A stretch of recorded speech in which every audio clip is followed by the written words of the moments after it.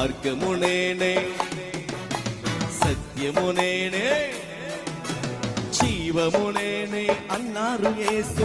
నాకై మరణించి లేచా. చెప్తామా? మార్గము నేనే అన్నారు యేసు, సత్యము నేనే అన్నారు యేసు, జీవము నేనే అన్నారు యేసు. నాకై మరణించి లేచారు. నాలో పాపాన్ని తొలగించి శాపాన్ని విడిపించి జీవం ఇచ్చాడే. నాలో పరిశుద్ధాత్మను నింపై శక్తితో నన్ను నింపి గమ్యం చేరుస్తాడే. రానున్న రారాజు నా యేసు మహారాజు, రానున్న రారాజు నా యేసు మహారాజు.